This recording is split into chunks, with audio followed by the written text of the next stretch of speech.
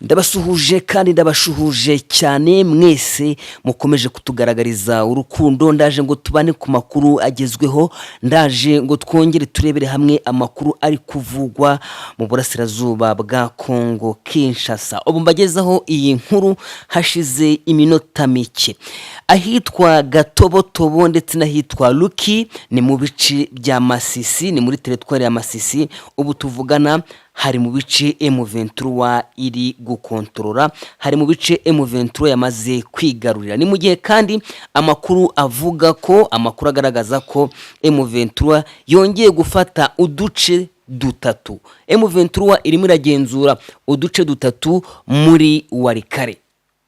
Ejo nabibabwiye mbagezaho amakuru agezweho ni mugoroba ko uramutse ufite Masisi udafite ibice ukontorora, udafite ibice ugenzura muri Walikale, bigoye ko abari Masisi bashobora kubona umutekano usesuye. Nyuma yaho rero M23 yigirije kure ibitero bya Wazalendo, ibitero bya FRDC, ibitero bya FDLR uko bari muri coalition. Nyuma yaho rero M23 yagijeyo ibitero bya coalition, no kuvuga FDLR ukongeraho FRDC. Mu byukuri abaturage bazarubaya baza Masisi bongeye kubona umutekano. Nubwo ariko tuvuga ko M23 hari ibice imaze kwigarurira byaho ngaho Gatobotobo ndetse na Ruki, amakuru yagaragazaga ko nubundi kuri wa gatatu mu bice bya Masisi habyukiye intambara, habyukiye imirwano. Amakuru akavuga ko kuva mu gitondo cyo kuri 27 Gicurasi uduce dutandukanye two muri teritwari ya Masisi twabereyemo imirwano ikaze ihanganishije ihuriro rya M23 n'ingabo za Kongo. Muri iyo mirwano ngari kubera mu ntera y'ibirometero 30 uvuye mu isantre ya Rubaya, ingabo za RDC zifashwa n'imitwe ya Wazalendo na FDLR bari bongeye gutera ibice M23 igenzura.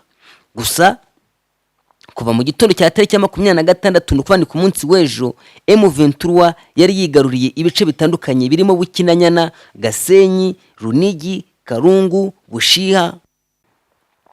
Nibyo nandi kubabwira ko M23 hari uduce yafashe dutatu muri teritwari ya Walikale ndetse n'ibice bya Ruki na Gatobotobo muri teritwari ya Masisi. Na makuru agezweho kandi aje muri uyu mugoroba turi kubagezaho aya makuru ubu ngubu. Andi makuru nuko abantu 37 bari bafungiye muri gereza zitandukanye za Kinshasa bakekwaho gukorana na AFC M23 nabo bamaze kurekurwa. Abantu bakavuga ko ibingi bifitanye isano no kuba mu masezerano ya Doha yagiye asinywa.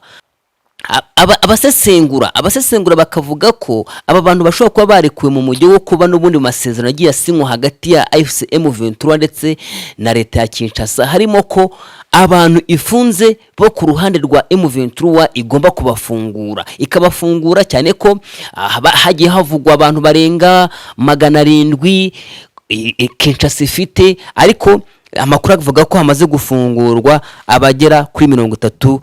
Ni amakuru yashyizwe ahagaragara n'umunyamakuru Steven Wembi wegereye cyane amakuru abera hariya ku rugamba, cyane cyane mu burasirazuba bwa Kongo Kinshasa,